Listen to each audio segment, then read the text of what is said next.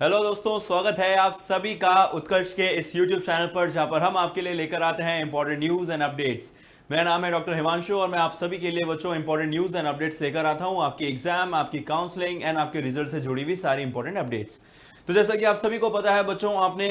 ABVMU का जो second round counselling का बच्चों रजिस्ट्रेशन आप सभी ने समय रहते कर लिया होगा होपफुली। एंड आज यानी कि 22 तारीख को जो है अब आपका जो है सीट एलोकेशन का जो पूरा फॉर्मेट है बच्चों वो आ चुका है ना। इस वीडियो में पूरी जानकारी रहने वाली है कि आप अपना सीट एलोकेशन का प्रोसेस किस तरीके से पूरा कर सकते हैं, रिपोर्टिंग आपको किस तरीके से करवानी है, एंड लास्ट में बच्चों यदि आपको कॉलेज नहीं लेना है तो नेक्स्ट मॉप अप राउंड के लिए आपको क्या करना है, वो तमाम जानकारी जो है इस वीडियो में रहने वाली है। तो बच्चों आपसे गुजारिश है, आपसे एक रिक्वेस्ट है कि सारी जानकारी जानने के लिए वीडियो के एंड तक बने रहिए, ताकि जो है आपको एक भी डिटेल जो है मिस ना हो। तो जैसा कि सबसे पहले ABVMU के जो आपकी डिटेल है बच्चों उसके ऊपर जाते हैं। राउंड 2 काउंसलिंग का प्रोसेस, जैसा कि मैंने आपको लास्ट टाइम भी बताया था, राउंड 2 की जो काउंसलिंग है बच्चों उसका प्रोसेस आपका 11 तारीख को शुरू हो गया था बच्चों, आपने रजिस्ट्रेशन करवा लिए थे। उसके बाद 18 तारीख को ये प्रोसेस खत्म करते हुए आपका सीट एलोकेशन 21 तारीख को जो है संडे को यानी कि शुरू हो गया था। उसके बाद अब आपको जो क्या करना है बच्चों, अब आगे का जो प्रोसीजर है उसके लिए आपके पास समय दे रखा है 22 तारीख से लेकर 29 तारीख तक का समय है, यानी कि लगभग आपके पास एक हफ्ता है। और अब इस हफ्ते में आपको क्या करना है, यदि आपको कॉलेज मिला है तो क्या करना है, यदि आपको कॉलेज नहीं मिला है तो आपको क्या करना है, और क्या क्या ऑप्शंस आपके पास अवेलेबल है, वो तमाम जानकारी आज इस वीडियो में मैं आपको बताने वाला हूं। और ध्यान रखना है आपको 29 को जो है आपका ये प्रोसेस खत्म हो जाएगा। हाँ, उसके बाद यदि हम आगे चलें तो उसके बाद आता है बच्चों हमारा मॉपअप राउंड। और इस मॉपअप राउंड में बच्चों हमें कुछ चीजों का ध्यान रखना है, वो ये है कि सबसे पहले बच्चों जब मॉपअप राउंड आपका शुरू होगा उसके अंदर 31 तारीख को यानी कि वेडनेसडे को बच्चों आपकी सीट मैट्रिक्स जो है आपका मॉपअप राउंड का वो आपकी वेबसाइट के ऊपर अवेलेबल होगा। और सीट मैट्रिक्स को किस तरीके से देखना है वो मैंने आपको कई बार बताया है, तो मैं उम्मीद करता हूं पिछले वाले वीडियो में आप जाकर देख सकते हैं कि सीट मैट्रिक्स को किस तरीके से हम चेक कर सकते हैं। नेक्स्ट जो है बच्चों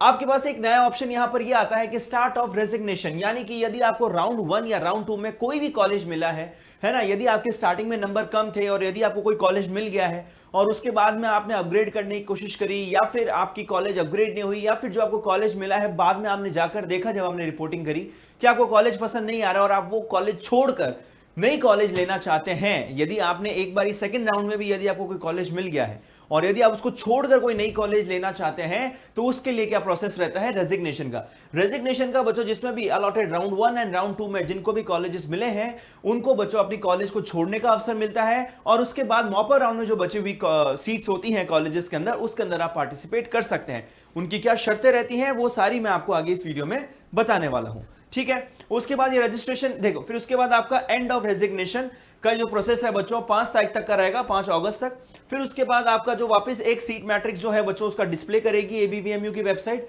7 तारीख को आपका वो डिस्प्ले हो जाएगा। उसके बाद में क्या करना है बच्चों आपको,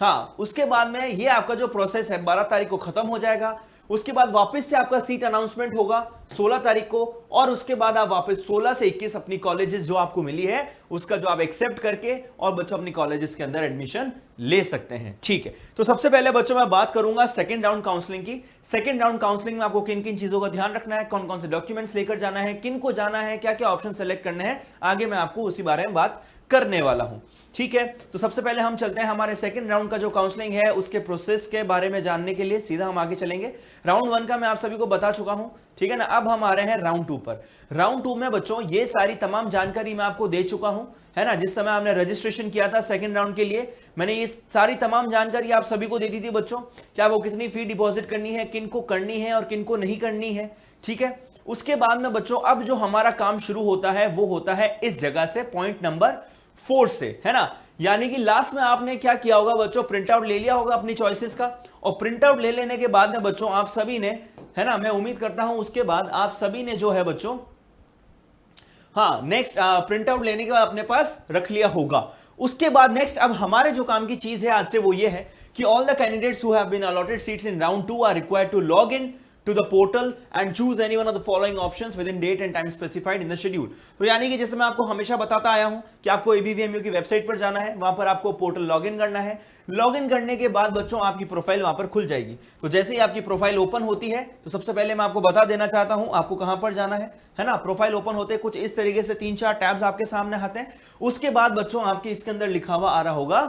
हाँ round 2 and counselling round 1 window close हो चुकी है। उसके बाद हाँ व्यू पर जैसे ही आप क्लिक करेंगे ना, तो जैसे ही आप व्यू पर क्लिक करेंगे आपके पास दो ऑप्शंस होंगे, और वो दो ऑप्शंस कौन से होंगे बच्चों? सबसे पहले यहां पर नीचे आपकी कॉलेज का नाम लिखा हुआ आएगा, ठीक है ना, नीचे आपकी कॉलेज का नाम लिखा हुआ आएगा, और बच्चों आपका जो कैंडिडेट का नाम है यानी कि स्टूडेंट को जो नाम है वो लिखा हुआ आता है, और साथ में कॉलेज जो आपको अलॉट हुई है वो लिखी हुई आती है। उसके बाद में यदि आप आगे जाते हैं, वहां पर आपके आगे एक और ऑप्शन आता है, यानी कि जहां पर आपको आगे जाकर ऑप्शंस को सेलेक्ट करना होता है, कंफर्म करना होता है। तो जब आप कंफर्मेशन पर क्लिक करते हैं बच्चों, कंफर्मेशन पर क्लिक करने पर आपके पास दो ऑप्शंस होते हैं। तो पहला ऑप्शन तो है कि एक्सेप्ट द अलॉटेड कॉलेज, ठीक है ना, पहला ऑप्शन आपके पास रहता है एक्सेप्ट द अलॉटेड कॉलेज,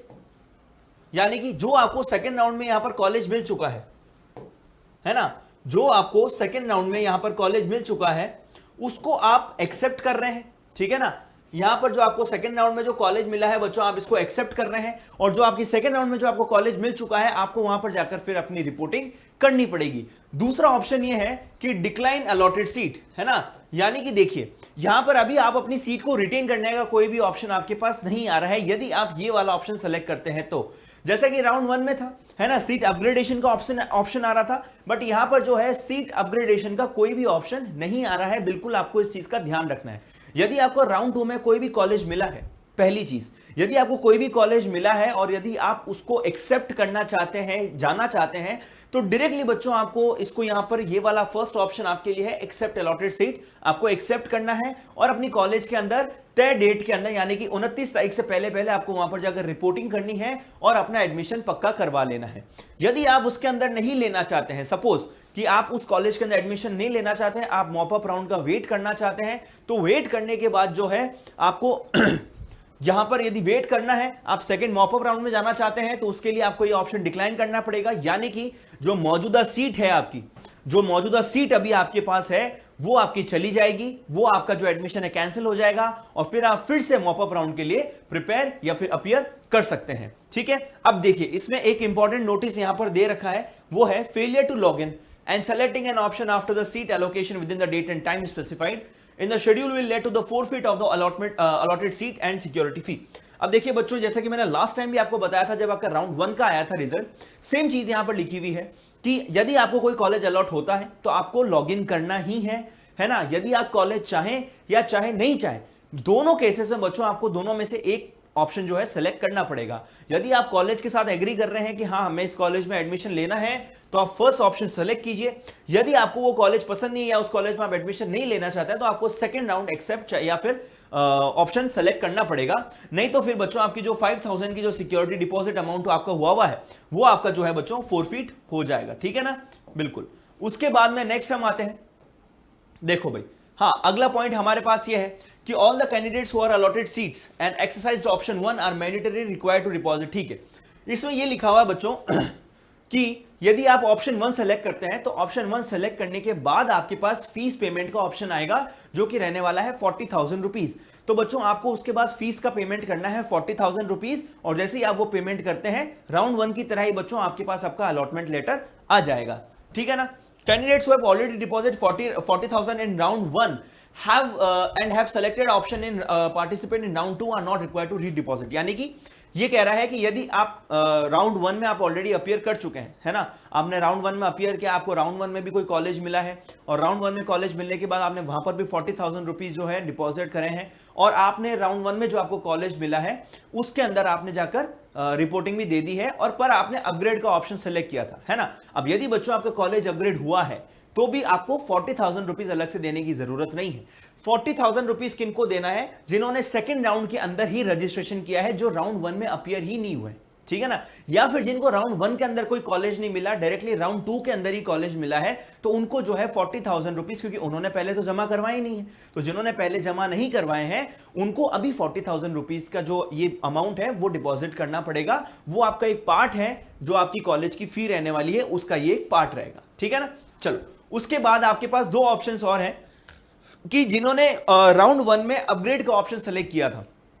है ना, अब उनके दो ही ऑप्शन बचते हैं कि जिनको राउंड 1 में कोई कॉलेज मिला था और उन्होंने अपग्रेड का ऑप्शन सेलेक्ट किया था, तो अपग्रेड करने के ऑप्शन में उनके पास दो चॉइसेस रहती हैं, या तो उनका कॉलेज अपग्रेड होता है या फिर उनका कॉलेज अपग्रेड नहीं होता है। यदि आपका कॉलेज अपग्रेड हुआ है सेकंड राउंड में, पहली चीज तो बच्चों आपको क्या करना है, जो नया कॉलेज आपको मिला है उसके अंदर जाकर आपको रिपोर्टिंग करनी है। आपको अलग से 40,000 रुपीज डिपॉजिट करने की जरूरत नहीं पड़ेगी और आपको सीधा वहां पर जाकर रिपोर्टिंग करनी है। और यदि आपने अपने पहले वाले कॉलेज में ओरिजिनल डॉक्यूमेंट्स दे रखे हैं तो आप वहां से अपने डॉक्यूमेंट्स लेकर जो आपका नया कॉलेज है वहां पर आपको सबमिट करवाने पड़ेंगे। आपको इस केस में 40,000 रुपीज अलग से जमा करवाने की जरूरत नहीं है। पर यदि आपकी कॉलेज, अगर आप कहते हैं, कुछ स्टूडेंट्स कहते हैं कि सर हमारी जो सीट है वो अपग्रेड ही नहीं हुई है, हमें अभी भी वही कॉलेज दिखा रहा है, तो इसका मतलब यह है कि आपकी ऊपर वाली जो कॉलेजेस थी, है ना, जो आपकी ऊपर वाली चॉइसेस थी उसके अंदर अभी कोई भी सीट खाली नहीं है। सेकंड राउंड में कोई भी सीट खाली नहीं थी जब आपका रैंक आया, तो उस समय इसलिए बच्चों आपको जो है नया कॉलेज नहीं मिला। तो बच्चों आपका जो अभी एग्जिस्टिंग कॉलेज है, यानी कि जो राउंड 1 में आपको जो कॉलेज मिला है, पहले वाला कॉलेज, उसके अंदर आपकी सीट पक्की रहेगी। आपको वहां पर जाकर आप एक बार कॉलेज में बात कर लीजिएगा कि सर मुझे वहां पर वापस रिपोर्टिंग करवाने की जरूरत है या नहीं है, क्योंकि आपने एक बार तो पहले रिपोर्टिंग करवा ही रखी होगी, तो सेकंड टाइम रिपोर्टिंग करवाने की जरूरत है या नहीं, वो आप एक बार पूछ लीजिएगा जिनका जो है कॉलेज अपग्रेड नहीं हुआ है। पर जिनका कॉलेज अपग्रेड हुआ है वो ये चीज ध्यान रखें कि आपका जो पहला कॉलेज जो राउंड 1 में आपको अलॉट हुआ है, उसका आपका जो सीट है, जो उसकी आपकी एडमिशन है, वो ऑटोमेटिकली कैंसिल हो जाती है। और जो नया अपग्रेडेड कॉलेज आपको मिला है वहां पर आपको एडमिशन लेने के लिए सेम रिपोर्टिंग प्रोसेस फिर से जो है आपका फॉलो आपको करना पड़ेगा। ये चीजें यहां पर लिखी हुई है, ठीक है भाई। हाँ, आपको इन पर्सन रिपोर्ट करना है। फिर से वही वाली बातें हैं बच्चों जो आपको पहले वाली बताई गई थी, है ना, कि आपको 2,000 रुपये एडमिनिस्ट्रेशन फी देनी पड़ेगी, है ना, और आपको अपने ओरिजिनल डॉक्यूमेंट्स के साथ जाना पड़ेगा। एक सेट आपको फोटोकॉपी भी रखनी पड़ेगी, है ना। फिर से मैं आपको बता देता हूं बच्चों डॉक्यूमेंट्स कौन कौन से रहने वाले हैं आप सभी के, क्योंकि ये एक बहुत ही इंपॉर्टेंट पार्ट है और इसमें कोई भी तरीके की चूक नहीं होनी चाहिए, है ना। तो जितने भी इन्होंने आपको बता रखे हैं ये सारी चीजें आपके पास रखनी है। आपको अपने अलॉटमेंट लेटर मिल जाएगा, जो कि आप 40,000 रुपीज की जो फी है बच्चों वो डिपॉजिट करते ही, ठीक है ना, आपको ये अलॉटमेंट लेटर मिल जाएगा। इसको डाउनलोड करके इसको प्रिंट निकलवा लीजिएगा और ये आपको साथ में लेकर जाना ही है। अब 40,000 फी मैं फिर से बता देता हूं किसको डिपॉजिट करनी है, जिनको या तो राउंड 1 में काउंसलिंग में किसी ने पार्ट नहीं लिया है, या फिर राउंड 1 में जिनको कॉलेज नहीं मिला है, जिनको पहली बार कॉलेज राउंड 2 में मिला है, उनको ही 40,000 रुपए की फी डिपॉजिट करनी है। जिन्होंने ऑलरेडी पहले 40,000 डिपॉजिट कर रखे हैं उनको फिर से ये अमाउंट डिपॉजिट करने की जरूरत नहीं है। उसके बाद नेक्स्ट, हाँ, जो आपने फी डिपॉजिट करी है उसकी रसीद और 5 पासपोर्ट साइज है, जहां पर मैं आपको बोलता हूं कि आपके पास 10 तो एटलीस्ट होनी ही चाहिए। उसके बाद बच्चों आपको फोटो आईडी प्रूफ चाहिए, जिसके अंदर ज्यादातर लोगों के पास आधार ही होता है। आधार नहीं है तो वोटर आईडी, ड्राइवर्स लाइसेंस, कुछ भी आप लेकर जा सकते हैं। एक वेरिफिकेशन शीट, ठीक है ना। उसके बाद पासिंग सर्टिफिकेट यानी कि 10th एंड 12th की मार्कशीट, है ना, और ये आपका डेट ऑफ बर्थ का प्रमाण पत्र आपके लिए रहेगा। 10th की मार्कशीट जो है वो आपका डेट ऑफ बर्थ की तरह काम करेगा। उसके बाद में बच्चों नेक्स्ट आपका माइग्रेशन या फिर टीसी, दोनों में से कुछ भी चलेगा, माइग्रेशन या टीसी, कोई भी एक चीज आप लेकर चले जाइए। मेडिकल फिटनेस सर्टिफिकेट आपको लेकर जाना है, ठीक है ना, और उसका फॉर्मेट जो है आपको कोई भी सरकारी हॉस्पिटल में मिल जाएगा। उसके बाद में नेक्स्ट आता है आपके पास कौन कौन से कैंडिडेट्स को, हाँ, जिनके पास कोई ST SC से बिलोंग करते हैं तो उनको उनके लिए सर्टिफिकेट लेना है। OBC EWS का सर्टिफिकेट रहना है, फिजिकली हैंडीकैप का सर्टिफिकेट रहना है, freedom fighter, dependent of freedom fighter है तो उसका आपके पास सर्टिफिकेट होना चाहिए, डिस्ट्रिक्ट मजिस्ट्रेट से अगर इशू हुआ है वो वाला है। उसके बाद एक्स सर्विसमैन, NCC या कोई भी अगर स्पेशल कैटेगरी है तो उसका आपके पास अपडेटेड इस साल का जो है सर्टिफिकेट आपके पास होना चाहिए। उसके बाद में नेक्स्ट आता है ना, अब आपके पास देखो बच्चों, अब उनका क्या, जिनको सर प्राइवेट कॉलेज मिला है ना, अब उनको क्या, जिनका प्राइवेट कॉलेज मिला है, तो देखो भाई बच्चों, जिनको सेकंड राउंड में प्राइवेट कॉलेज मिला है ना, अगर आप अपडेट करवाना चाहते हैं और आप ये चाहते हैं कि यार मेरे को मॉपअप राउंड तक वेट करना है, तो आप डायरेक्टली जो सेकंड ऑप्शन है उसको डिक्लाइन पर क्लिक करें और मॉपअप राउंड के लिए जब आपका रजिस्ट्रेशन की जो विंडो ओपन होती है आप उस समय रजिस्टर करके और मॉपअप राउंड के अंदर एंटर कर सकते हैं। पर यदि मान लीजिए आप चाहते हैं कि नहीं यार मेरे को तो प्राइवेट कॉलेज ही लेना है, मैं ले लूंगा, कोई दिक्कत नहीं है, ठीक है ना, तो पहली चीज आपको ये ध्यान रखना है कि जो आपको प्राइवेट कॉलेज मिला है बच्चों, इस प्राइवेट कॉलेज में आपको किन किन चीजों का ध्यान रखना है। सबसे पहले बच्चों, आपको अगर प्राइवेट कॉलेज लेना है और आप एक्सेप्ट करते हैं तो आपको ऑप्शन 1 जो है बच्चों सेलेक्ट करना पड़ेगा। ऑप्शन 1 सेलेक्ट करने के बाद आपको 40,000 रुपये फी डिपॉजिट करवानी पड़ेगी। पर यदि आपके मन में कोई संशय है कि यार सर प्राइवेट कॉलेज है, कैसा होगा, अच्छा होगा नहीं होगा, पेशेंट का फ्लो होगा नहीं होगा, तो फिर यदि आपके पास 29 तक का समय है तो मैं आपको एक चीज रिक्वेस्ट करना चाहूंगा कि आप हो सके तो एक बार प्राइवेट कॉलेज में एक बार विजिट करके आ जाइए,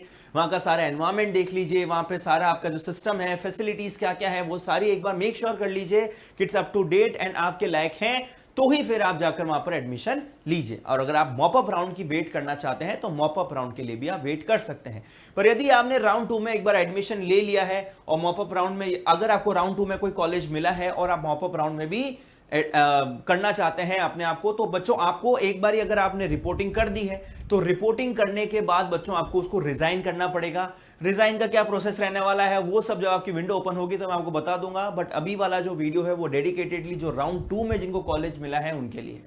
तो बच्चों अगर प्राइवेट कॉलेज में आपको मिला भी है और आप एडमिशन लेना भी चाहते हैं तो कोई दिक्कत नहीं है, आप जाइए बच्चों वहां पर जाकर जो है अपना सारा सिस्टम देखिए कि भैया किस तरीके से वहां पर सारी फैसिलिटीज है। उसके बाद आप 40,000 रुपीज डिपॉजिट करवा लीजिए ऑनलाइन, वो आपका हो जाएगा। जैसे ही हो जाता है बच्चों आपको अपना अलॉटमेंट लेटर मिल जाएगा और जैसे ही आपको अपना अलॉटमेंट लेटर मिल जाता है, अलॉटमेंट लेटर मिलते ही बच्चों आपको सीधा वहां पर कॉलेज में जाकर रिपोर्ट करना है। रिपोर्ट करने के बाद आपका एडमिशन का जो प्रोसेस है वो कंप्लीट हो जाएगा और बची हुई जो आपकी राशि है बच्चों वो आप सभी को मिल जाएगी। मतलब जो आपको बची हुई जो राशि है, यानी कि प्राइवेट कॉलेज में ऑब्वियसली 40,000 से ज्यादा ही फीस होगी, तो बची हुई जो राशि है आपको कॉलेज में जाकर डिपॉजिट करवानी पड़ेगी। ठीक है बच्चों, तो आई होप अभी ये वीडियो जो है जो सेकंड राउंड में जो अपीयर कर रहे हैं और जिनको रिपोर्टिंग किस तरीके से करनी है, किनको करनी है किनको नहीं करनी है, वो चीज क्लियर हो गई होगी। और यदि बच्चों अभी भी कोई आपके मन में डाउट है तो प्लीज नीचे कमेंट कीजिए, हमेशा की तरह मैं आपको जरूर एड्रेस करूंगा। और अगर वीडियो अच्छा लगा हो तो लाइक एंड शेयर जरूर कीजिएगा। चैनल पर नए हैं तो सब्सक्राइब किए बिना मत जाइएगा। तब तक के लिए all the very best and thank you so much.